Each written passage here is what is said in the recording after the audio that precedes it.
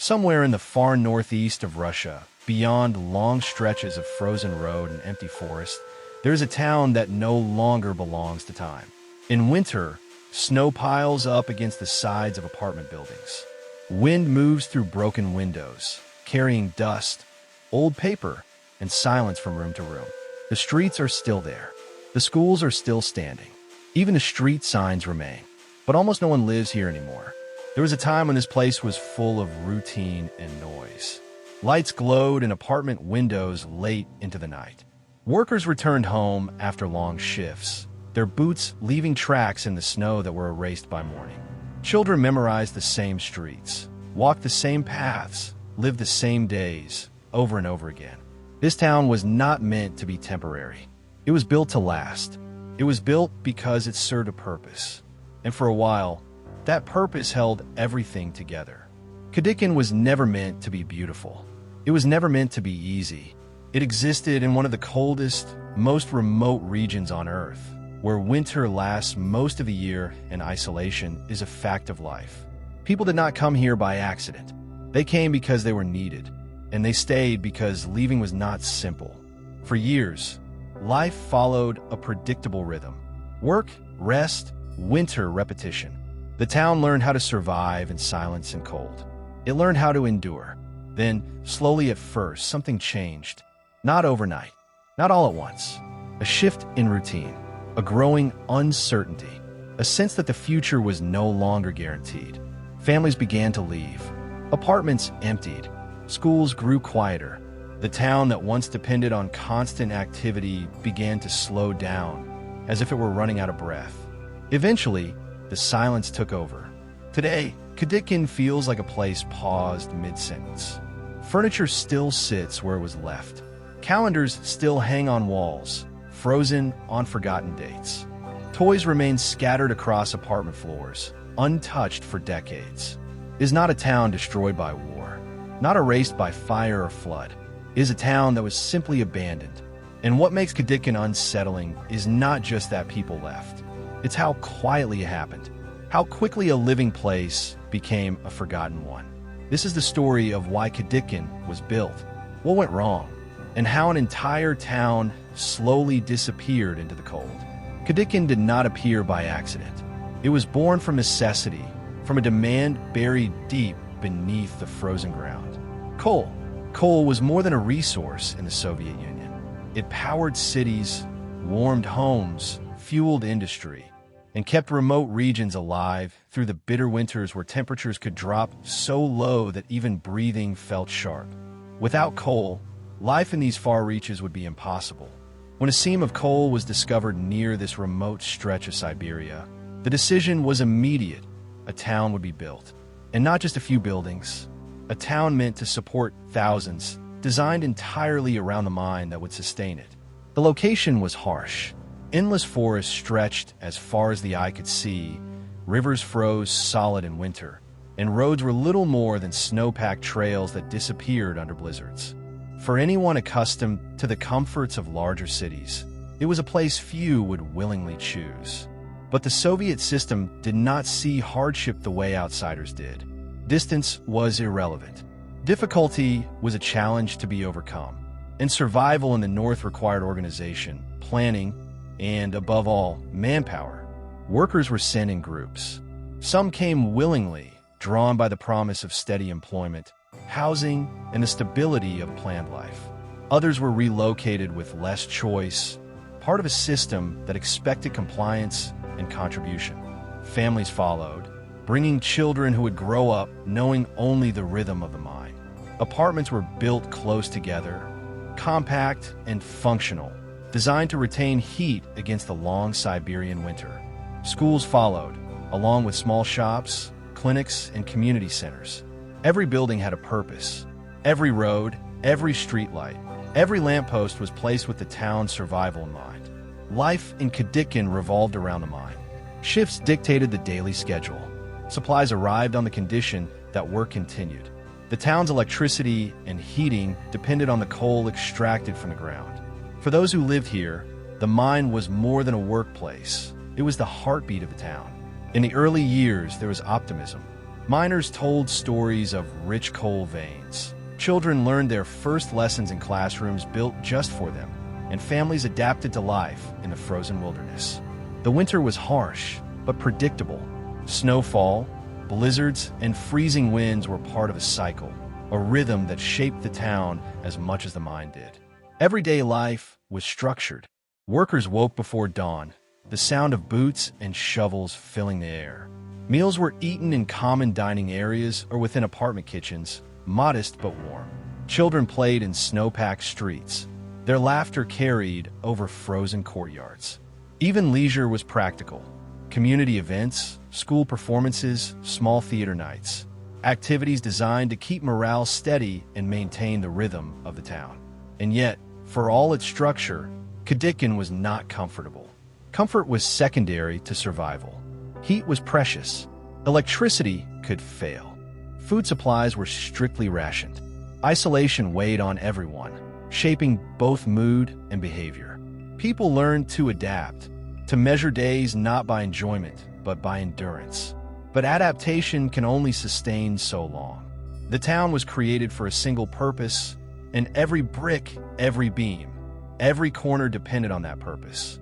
If the mine faltered, if the rhythm broke, the town's very foundation would tremble. And eventually it did. Each morning in Kadykchan began quietly, though never entirely silently. Snow crunched under boots before dawn, and the wind whispered along empty streets, pressing against buildings and rattling loose shutters. Apartment lights flickered on, one by one, as families stirred to life. Curtains were drawn aside to glimpse a gray, frozen sky. Inside, radiators hummed in their quiet battle against the Siberian cold. Children woke wrapped in layers of clothing, woolen sweaters, thick scarves, mittens, hats pulled low over ears. They brushed the frost from windows and doors, leaving small handprints that would freeze before anyone noticed. Boots laced, scarves tied, they stepped into the streets that had already been brushed by the footsteps of others making their way to work. The air bit sharply at their cheeks, and their breaths hung in the cold like smoke before disappearing into nothing. Miners followed the same rhythm. They left their apartments with lunch pails and tools, boots clattering against icy steps. The town was quiet, but it moved with purpose. Each person had a path, a role, a duty. The mine dictated the tempo. If it paused, the town paused. If it worked, life in Kadykchan flowed like a clock, mechanical but reliable. Inside apartments, life was modest but functional. Furniture was simple: wooden chairs and tables, small stoves and kitchens, beds covered in thick blankets. Families ate quickly but carefully. Food was rationed, so every meal was measured with attention. A mother stirred porridge while her children listened to the radio for news, their attention divided between the familiar voices and the faint crackle that carried through the cold walls. Conversations were quiet but constant, reminders to dress warmly, instructions for chores, shared news about neighbors or the weather. Evening routines mirrored mornings. Footsteps echoed through hallways, doors opened and closed with soft thuds, and families gathered in kitchens to eat, talk, or simply sit in warmth while the wind outside pressed against walls and windows. Sometimes a neighbor knocked, bringing news or simple companionship, a shared human presence in a town where the outside world was mostly unreachable. Life in Kadykchan revolved around patterns. Shifts in the mine began and ended with clockwork precision.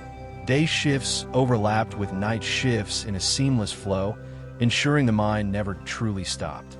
Men and women moved between work, home, and communal spaces with careful timing, their days divided into blocks of labor, meals, rest, and repetition. Safety checks were routine, conversations were structured, and unspoken rules dictated how people interacted in the extreme isolation. The children grew up immersed in this rhythm. Schools operated with strict schedules, lessons in mathematics, reading, and history. Teachers knew each child's habits, their strengths, their weaknesses. The classroom was small, warm, and alive with quiet energy. During breaks, children played on snow-covered courtyards, their laughter muffled by thick coats and scarves. The sound of wind over frozen rooftops occasionally carried a ghostly echo, but the children were undeterred. Outside, winter dominated every experience. Snowbanks grew taller than children's heads, and drifts could swallow small streets overnight. The cold was relentless, and yet people adapted.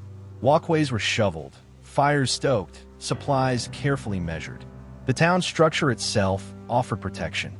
Buildings were clustered to conserve heat, streets were planned to minimize exposure to wind, and communal spaces offered warmth and connection. Despite the harshness, there were moments of quiet joy. A teacher might organize a small play in the school auditorium. Neighbors would gather briefly to share bread or tea. Children built forts in the snow, their imagination turning frozen streets into castles or battlegrounds. These small rituals created normalcy in a world defined by survival. But even amid routine, life carried tension. Mining was dangerous. Accidents were often minor, but each one reminded families of the precariousness beneath their feet. Tools failed, machinery broke, roads became impassable in blizzards. The isolation amplified each difficulty. Help was rarely close. The nearest major town was hundreds of kilometers away. Over time, cracks in the town's rhythm began to appear. Supply shipments arrived late. Minor repairs went undone. Equipment failures that could once be ignored now lingered. Conversations carried whispers of worry. A child might hear their parents discuss uncertainties about the mine's stability or the possibility of reduced shifts. Adults began to notice small changes in the routines that had once offered comfort. And yet, most residents pressed on. Life, no matter how fragile, demanded continuity. Work continued. Schools continued. Meals were prepared. Children still walked familiar paths. Snow was shoveled. Fires were lit. Day followed day. Week followed week. Winter after winter, with the quiet determination of a town built to endure. The rhythm of Kadykchan, however, was tied entirely to the mine. Each shift, each ton of coal, each delivery maintained the delicate balance that kept life in motion. The town had no independence from its purpose, no alternative to sustain it if the mine faltered. It was a living system, but one completely dependent on a single source. Even the smallest disruption created tension. A delay in supplies, a broken boiler, a minor accident underground. Each one rippled through the community. Families noticed changes in the routines. Children saw their playgrounds become quieter. Shops closed early due to fewer customers. Community centers hosted fewer events. The snow outside seemed louder, emptier, the wind sharper. Despite these warnings, life carried on. Adaptation was the norm. Survival required endurance, repetition, and silence. Residents learned to expect instability, even as they hoped for consistency. And beneath it all, the first seeds of uncertainty were planted. The rhythm of Kadykchan, once steady and predictable, was beginning to falter. Life in Kadykchan had always revolved around the mine. From the early morning shift to the last descending elevator at night, the town's rhythm was dictated by the underground world below. The coal shaft stretched deep into the frozen earth, a maze of tunnels illuminated by dim electric lamps and the occasional flickering of older bulbs. The walls were damp, cold dust hung in the air, and the cold seeped even through layers of clothing. Miners moved in a careful dance, familiar with each step and hazard. Each shift had its routine. Check machinery, inspect support beams, test air quality, and then begin the labor of extracting the black veins that sustain the town. Tools clinked against rock. Belts hummed. Small explosions of coal occasionally broke the silence. The work was dangerous but controlled, or at least it was meant to be. Over time, subtle changes began to appear. Minor accidents became more frequent. A slipped pickaxe, a small collapse in a side tunnel, a faint gas warning that technicians dismissed as false alarms. Word traveled slowly through the town. At first, these events were shrugged off. It happens, people said. The mine has always been difficult. But small stories began to circulate in hushed tones. I heard Sergei's brother nearly got trapped last week. They said the support beams in shaft 3 are weak. Families noticed the tension too. Children saw miners returning home with smudged faces, faces that were paler than usual, hands shaking from exhaustion or cold. Conversations grew cautious. Adults whispered, but the town carried on, holding on to routine as a shield against worry. Meals were eaten with quiet glances. Schools continued. Shops opened and closed as usual. But the rhythm of life felt subtly off. Then, one winter, the mine itself reminded everyone how fragile their existence truly was. It began as a faint vibration felt by those working in the deepest tunnels. An unusual smell of gas lingered in the air. Tools rattled against walls without reason. The supervisors took note, but progress was expected, and delays were seen as unacceptable. And then, in a single, sudden moment, the world beneath Kadykchan exploded. The shock wave traveled through the tunnels with terrifying speed. Cold dust rose into the air, and smoke pushed toward the surface. Workers tried to escape, some successfully, others trapped by falling beams or collapsing ceilings.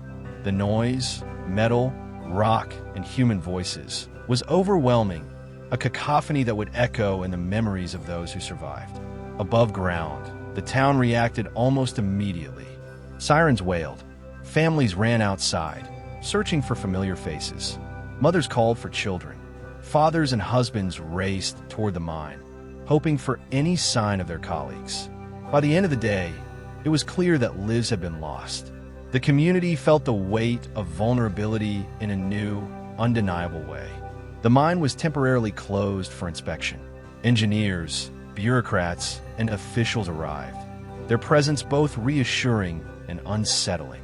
Information was scarce.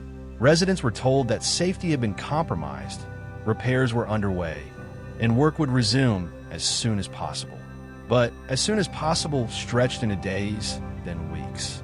Equipment remained broken. Shifts were reduced. Paychecks arrived inconsistently. Supplies were delayed. The town's routines began to falter. Where once the rhythm of work dictated the day, now uncertainty lingered. Miners walked more cautiously. Families hesitated before leaving apartments. Children noticed the absence of fathers or older siblings at the dinner table. Schools felt emptier. Streets were quieter. Whispers of worry became conversation. Is it safe? People asked quietly in the markets or apartment hallways. Some considered leaving immediately, but relocation was complicated. Housing elsewhere was uncertain. Jobs outside the town were rare. Those who had spent their entire lives in Kadykchan had no easy path to leave. The psychological impact was as tangible as the physical. Anxiety seeped into routines. Even the smallest disruptions, a delayed meal, a missing delivery, a malfunctioning heater, felt monumental. The town, once a precise machine of survival, began to feel fragile. It existed, but its stability was no longer guaranteed. Yet outwardly, life continued. Meals were prepared. Children went to school. Shops opened. The rhythm persisted, but beneath it, fear grew, subtle and persistent. People began to notice small signs of change. An apartment left empty, a hallway darker than usual, footsteps fewer on the streets. Every winter storm, every blackout, every creaking of the old buildings reminded them that the town's security was conditional, not absolute. By the time the mine reopened, everyone understood that Kadykchan had changed forever. The explosion had not destroyed the town, but it had broken something far more crucial: the belief in permanence. The foundation of daily life, the certainty that work, food, heating, and community would continue, had shifted into uncertainty. And once that belief faltered, every other aspect of life followed. Shifts were cut, supplies slowed, and families began to wonder quietly, how much longer can we stay?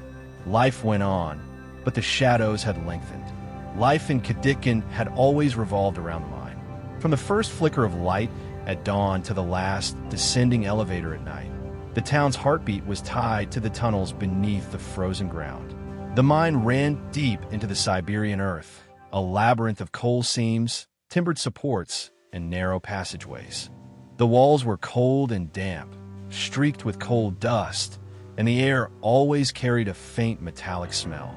Even the warmest coats could not completely shield miners from the chill that seeped through the tunnels. Each day began with preparation. Miners checked their equipment, inspected helmets, lanterns, and respirators. They listened for the faint hum of machinery and the subtle vibrations in the earth, signs of activity or potential danger. Every shift had its rhythm. Descend the shaft, follow the map corridors, extract coal, transport it to the surface, repeat. It was repetitive, exhausting, and dangerous work, but it was the rhythm of life in Kadykchan, and those who work here had adapted. Families at home followed their own rhythms, synchronized with the mine's operations. Children woke to the sound of muffled boots on stairs, the scraping of metal doors, and the faint hiss of heating radiators. They dressed in layers of wool and fur, mittens and scarves pulled tight over their faces, and stepped into the cold morning air, leaving behind handprints on frost-covered windows. Mothers stirred pots of porridge or tea, careful not to waste any food. Fathers kissed their children goodbye, huddled in heavy coats, and made their way toward the mine. The town itself seemed to wake gradually, each apartment, shop, and school contributing to a slow crescendo of activity. Inside the apartments, life was practical. Furniture was simple: wooden chairs, small tables, cots lined with thick blankets. Kitchens smelled of boiling water, fried bread, and the occasional lingering scent of coal smoke. Families gathered for meals, talking quietly about schedules, weather, or news from other towns. The children listened, absorbing routines and responsibilities, learning the unspoken rules of survival in a remote settlement where life depended on the mine. Miners shared camaraderie and unspoken trust. They knew every tunnel, every creaking support, every dangerous patch of coal seam. The work was physically demanding, but they drew strength from routine, from the familiarity of the tasks and the presence of colleagues. A dropped tool, a slight tremor in the ground, or an unusual smell of gas could be enough to halt work temporarily. But these warnings were often ignored under pressure to maintain output. Life, after all, depended on it. Yet subtle changes began to creep in. Minor accidents increased. A coal cart derailed, a support beam splintered, a lantern flickered in the distance. At first, these incidents were shrugged off with familiar phrases. It happens, the mine has always been tricky. But whispers spread among workers and families. Sergei's brother nearly trapped last week. The supports in Shaft 3 might not hold. Small anxieties began to settle into conversations, quiet and almost invisible against the backdrop of daily life. Winter made everything harsher. Temperatures plunged far below freezing. Snow drifted through the streets, piling high against apartment buildings, blocking paths and muting sound. Even indoors, the cold could bite, seeping through walls and floors, reminding residents of the isolation that defined Kadykchan. Children learned to navigate icy streets with caution, while adults checked heating systems, cleared snow from entrances, and ensured that food supplies were intact. Life required constant vigilance. Then, one winter, the latent danger became undeniable. A faint tremor ran through the tunnels one evening, barely noticeable, but enough to catch the attention of supervisors. A strange smell of gas lingered in the deepest shafts. Equipment rattled inexplicably. The warning signs were subtle, but they were there. Miners exchanged cautious glances. Families noticed slight hesitations in routines, the quiet anxiety behind otherwise mundane conversations. And then, without warning, it happened. A sudden explosion tore through the coal seam deep underground. Shockwaves rattled beams and walls. Dust filled the air, and smoke pushed toward the surface. The noise was overwhelming, a cacophony of rock, metal, and panicked shouts. Miners scrambled, some escaping through narrow tunnels, others trapped by collapsing ceilings. Every second stretched endlessly as those inside the mine fought to survive. Above ground, the town reacted immediately. Sirens screamed, echoing off snow-packed streets and apartment walls. Families ran from their homes, searching desperately for loved ones. Mothers called children by name. Fathers and husbands raced toward the mine, hoping for any sign of colleagues. By the end of the day, the truth was inescapable. Lives had been lost. The explosion was not only a physical rupture, it fractured the town's sense of safety and control. The mine was temporarily shut down. Engineers, officials, and bureaucrats arrived, their presence both comforting and unsettling. The news was sparse. Safety was compromised. Repairs were underway. Work would resume when possible. Days turned into weeks. Equipment remained damaged. Shifts were reduced. Paychecks arrived late or irregularly. Supplies were inconsistent. The once predictable rhythm of life slowed. The town's routines faltered. Streets were quieter. Schools seemed emptier. Shops opened late, closed early, or remained shuttered. Miners returned home exhausted, wary of the next shift. Families worried silently. Children sensed tension in the air, noticing empty seats at tables and silent corridors in the school. The town, once a precise machine of survival, had begun to feel fragile. Conversations grew cautious. Is it safe? People whispered. Will work resume? Adults debated quietly about leaving, but relocation was complicated. Housing elsewhere was scarce, jobs uncertain. Generations who had spent their lives in Kadykchan had no simple alternatives. The town's isolation, once a manageable fact of life, had become a weight pressing against everyone's chest. Small cracks multiplied. Minor equipment failures delayed shifts. Deliveries were inconsistent. Heating systems faltered during long, brutal nights. Residents adapted as best they could, but each disruption compounded the growing sense of unease. Even the simplest activities, clearing snow, walking to school, cooking meals, carried the weight of uncertainty. Fear settled into daily life like a cold mist. It was subtle at first, a lingering glance at the mine entrance, hesitation before stepping into a drifting snowstorm, whispered warnings among neighbors.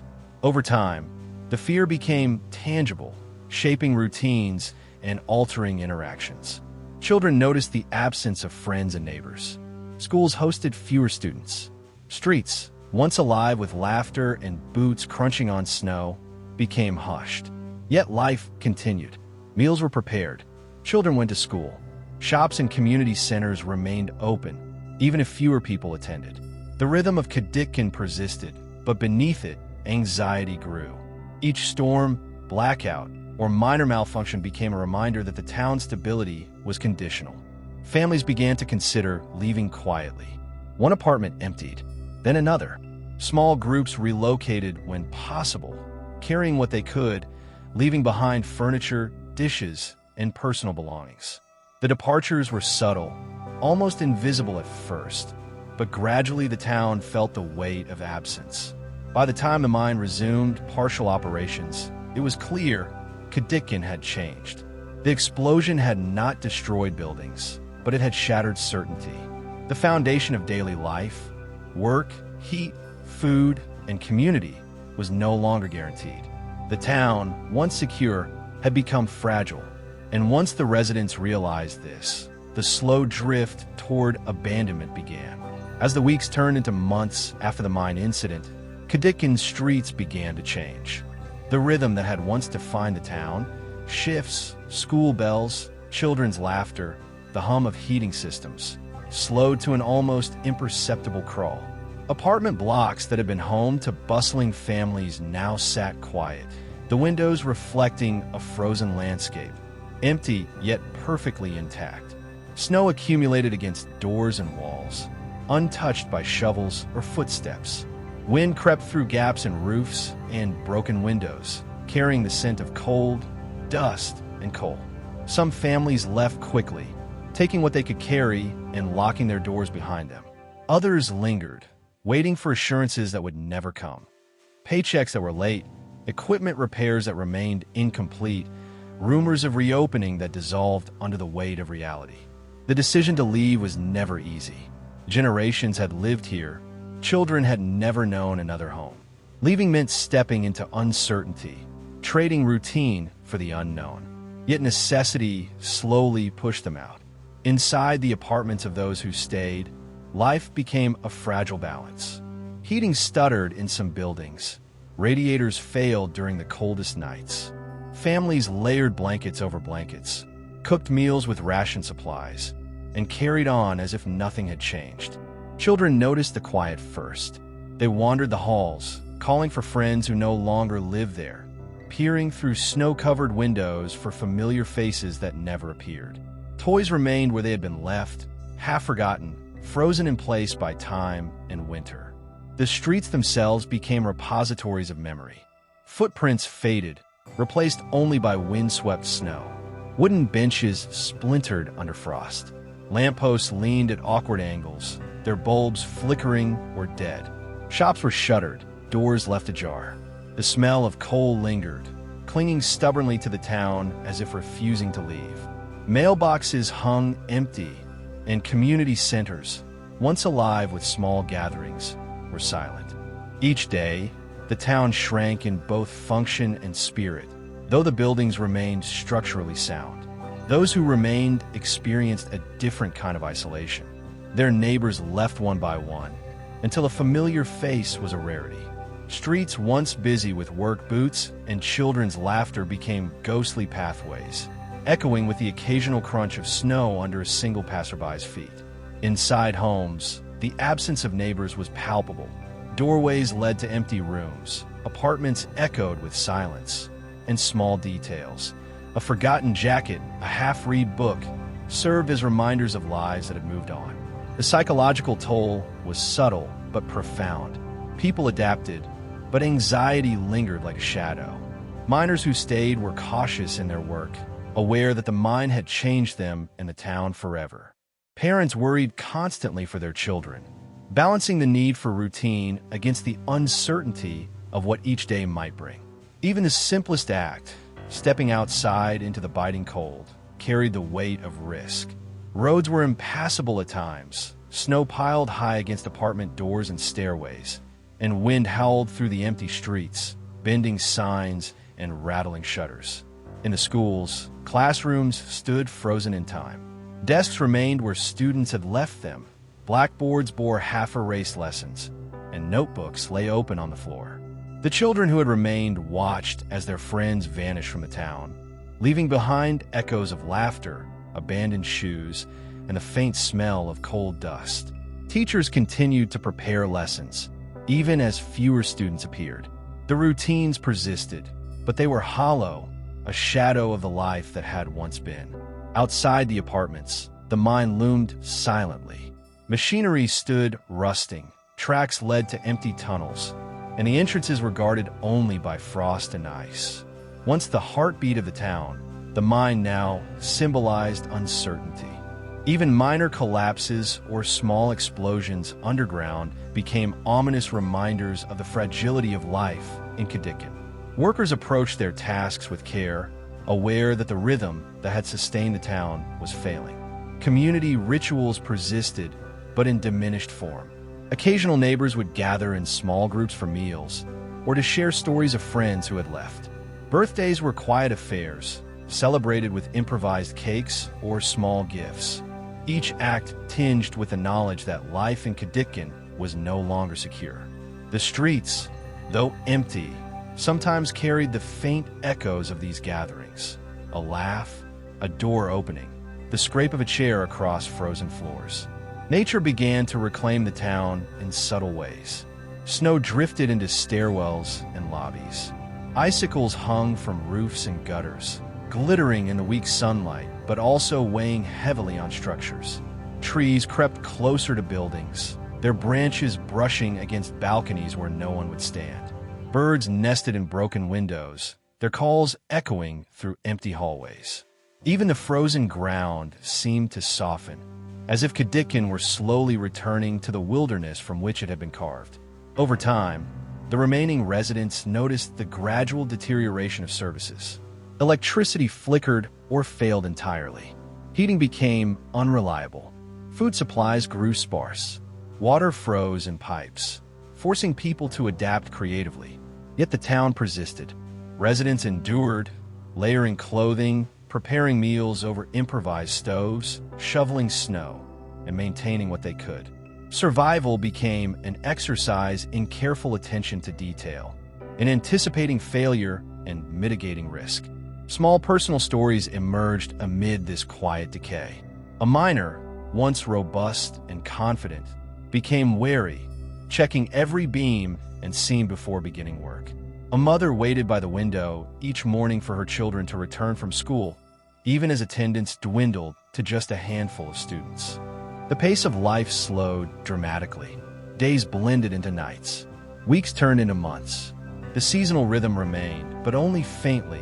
Snowfall, sunrise, sunset. Time stretched in silence. Those who stayed became attuned to small changes.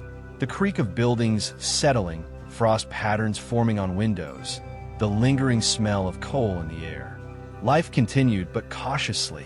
Residents maintained what routines they could. They cleared snow, lit fires, prepared meals, and shared quiet conversations. Everything felt fragile, held together by habit rather than certainty. Former residents later described scenes that captured this decline. Elderly locals were sometimes seen walking the empty streets, pausing outside apartment doors where families once lived, lingering as if remembering who had been there before. The town was still standing, but it no longer felt inhabited. The abandonment happened gradually. One apartment emptied, then another. Stairwells grew darker. Shops closed for longer periods. Furniture stayed where it was left.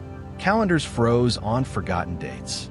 Small personal items, a child's toy, a coat, a pair of boots, remained behind as silent reminders of those who had moved on. By the end of this period, Kadykchan existed between life and memory. Buildings still stood, but they were hollow. Streets were intact, but empty. The mine, once the town's heartbeat, had become silent beneath the frozen ground. Snow, ice, and wind slowly reclaimed what had been built for survival. Kadykchan had been created for one purpose. When that purpose failed, everything connected to it began to fade. The town remained standing, but its future was already gone. Somewhere in the far northeast of Russia, Kadykchan still stands. Not as it once was, full of routine and noise, but as a quiet reminder of how quickly purpose can disappear. The apartment blocks remain. Windows are broken or frozen shut. Streets that once carried daily life now lie empty, snow drifting across them and erasing footprints almost as soon as they appear. Winter dominates everything here. The cold presses against buildings, doors creak in the wind, and frost coats street signs. Even small sounds, whine through a broken window, ice cracking in the distance, feel amplified by the silence. Inside the apartments, traces of life remain. Chairs stand where they were left. Books lie open. Toys sit untouched. Calendars hang frozen on forgotten dates. The town was not destroyed. It was simply left behind. Nature has begun to reclaim it. Snow stayed away. Trees grow through cracked concrete. Birds nest in broken windows. The mine, once the town's heartbeat, lies silent beneath the frozen ground, its machinery rusting, its tunnels empty. People still return sometimes, explorers, photographers, former residents. They walk the streets, pause outside old apartments, and move on. No one stays. There is no heat, no electricity, no life to return to. Kadykchan exists between memory and disappearance. The buildings are still standing, but the routines that gave them meaning are gone. It was a town built for one purpose. When that purpose failed, everything connected to it faded. What remains is silence, preserved by cold, waiting.